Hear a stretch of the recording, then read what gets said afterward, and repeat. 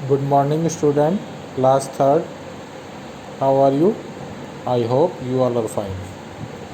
आज हम हिंदी रीडर का चैप्टर नंबर 4 पढ़ेंगे। चैप्टर का नाम है भराई का काम। So let's we start today's chapter. किसी गांव में एक आदमी रहता था, उसका नाम भीमा था। वह बड़ा ही भला और सच्चा था। सारी ज़िंदगी उसने खरी कमाई की और किसी को नहीं सताया। खरी कमाई का मतलब होता है ईमानदारी से, यानी कि वो जो भीमा नाम का व्यक्ति था वो पूरी ज़िंदगी ईमानदारी से काम करता है और उसने कभी भी किसी को परेशान नहीं किया होता। वह बड़ा ही भला और सच्चा था, बहुत ही सीधा व्यक्ति था।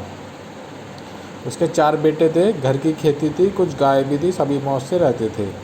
जब भीमा बूढ़ा हुआ तब तक उसके बेटे काम संभालने के लायक हो गए। उन्होंने पिता से कह दिया कि अब तुम आराम से घर बैठो और राम का नाम लो। यानी कि उसके जो बेटे थे उन्होंने अपने पिताजी से कहा, भीमा से, कि अब आप बूढ़े हो गए हैं, अब घर के काम और खेतों के काम हम भाई करेंगे, अब आप घर में आराम से बैठो और भगवान का नाम लो। भीमा की कोई लालसा नहीं थी। लालसा का मतलब इच्छा। भीमा की कोई इच्छा नहीं थी। उसे जो करना था वह कर चुका था। उसने बेटों की बात मान ली और काम काज को उन पर छोड़कर निश्चिंत हो गया। सारे गांव में उसका नाम था, बड़ी इज्जत थी।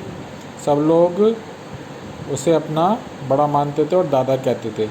धीरे धीरे काफ़ी दिन बीत गए। आम का मौसम आया, पर यह क्या, भीमा को देखो, कभी यहाँ कभी वहाँ उन्होंने चक्कर लगाने शुरू कर दिए।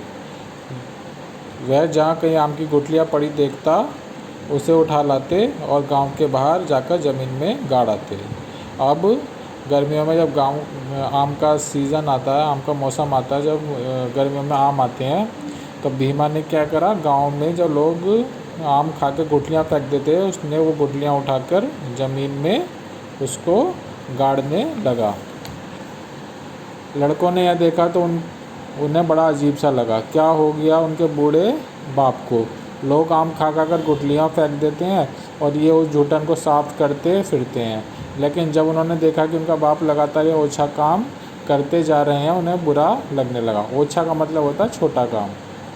जब उसके भीमा के चारों लड़कों ने देखा कि उनके जो पिताजी हैं भीमा, वो लोगों की खाई हुई आम की गुठलियाँ उठाते हैं और उसको ज़मीन में गाड़ देते हैं, उन्हें अपने पिताजी का यह काम करते हुए अच्छा नहीं लगा। उन्हें लगा कि ये जो गुठलियाँ उठाते हैं ये बहुत ही छोटा काम है और उनको वो बुरा लगने लगा। गांव वाले उन्हें देखकर हंसते, कहते, बूढ़े की अकल चटिया गई है। भला यह भी कोई बात है कि गली गली घूमते फिरो और कूड़ा इकट्ठा करते रहो। कुछ लोग कहते, देह में कस है तो भीमा अपने बेटों की मदद क्यों न करे, खेतों में जुताई करवाए, बुआई करवाए, घर की गायें उनकी टहल करे, अपने पोतों को खिलाए।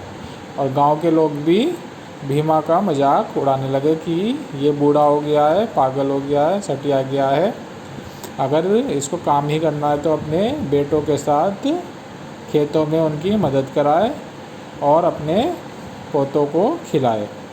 वे उनसे यह भी कह देते कि भीमा तुम ये क्या करते हो, पर दादा कभी कोई जवाब न देते, चुपचाप अपने काम में लगा रहता। गांव के लोग भीमा को समझाते भी थे कि तुम ये जो काम कर रहे हो ये सही नहीं है, ये गलत है, अच्छा काम नहीं है। लेकिन जो भीमा था वो कभी भी उनको जवाब नहीं देता, चुपचाप अपने काम में लगा रहता। आम का मौसम बीत गया, लोगों ने चैन की सांस ली, गांव वाले भी खुश हो गए। पर भीमा की सनक कहाँ रुकने वाली थी।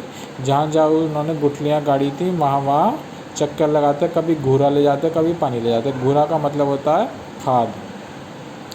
अब आम का मौसम बीत गया तो लड़कों ने भी और गांव वालों ने भी चैन की सांस ली कि अब भीमा गुठलियाँ उठाएगा नहीं, झूठी जो गुठलियाँ वो नहीं उठाएगा और लोग उसका मजाक नहीं उड़ाएंगे।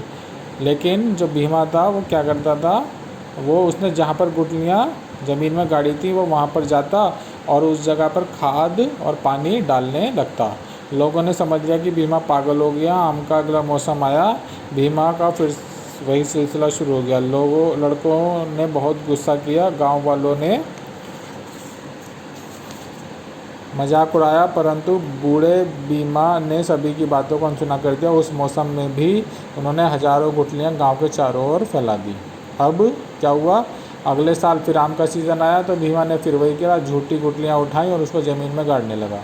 लोगों ने और उसके बेटों ने उसे बहुत समझाया, परंतु भीमा ने उनकी कोई भी बात नहीं मानी। लेकिन आम का मौसम बीता कि अचानक भीमा बीमार पड़ गया और 2-4 दिन के बाद ही चल बसे। अब क्या हुआ, आम के मौसम को बीतने के बाद भीमा जो है बीमार पड़ गया और वो उसकी मृत्यु हो गई, वो मर गया। भीमा के मरने के कुछ दिनों बाद लोगों ने देखा कि वे उनकी भलाई का ऐसा काम कर गए हैं जिसे वे सोच भी नहीं सकते थे। अब क्या हुआ, जब वो मर गया तो उसके बाद लोगों को समझ में आया कि भीमा जो कार्य करता था वो हमारी भलाई के लिए करता था। क्यों?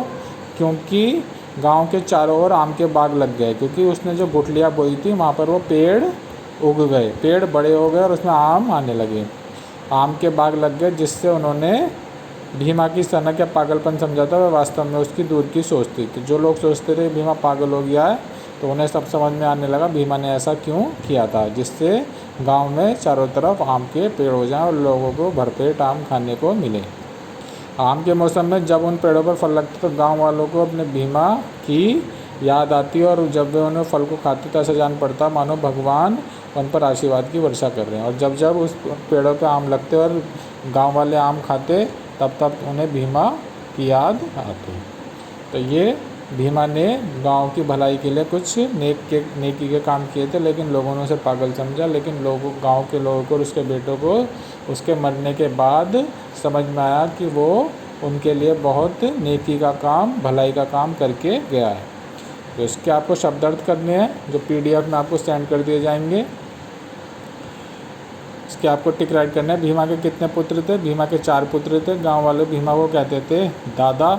भीमा क्या बोता था? आम की गुठलियाँ। रिक्त स्थान करने हैं। भीमा की कोई लालसा ना थी, आम का मौसम आया, लोग आम खा खा कर गुठलियाँ फेंक देते हैं। भीमा चुपचाप अपने काम में लगा रहता। लोगों ने समझ लिया कि भीमा पागल हो गया है। गांव वाले भी खुश हुए। इसमें राइट रॉन्ग आपको करने हैं। भीमा के 4 बेटे थे, राइट। भीमा को एक लालसा थी, रॉन्ग। भीमा को कोई भी लालसा नहीं थी। सारे गांव में भीमा की बेइज्जती होती थी, रॉन्ग। भीमा पागल हो गया था, रॉन्ग। भीमा की अकल सटिया गई थी, रॉन्ग। मरने के बाद गांव वाले भीमा को याद करते थे, इसमें राइट। तो आपको PDF सेंड कर दी जाएगी, आपको अपनी नोटबुक में करना है। Thank you.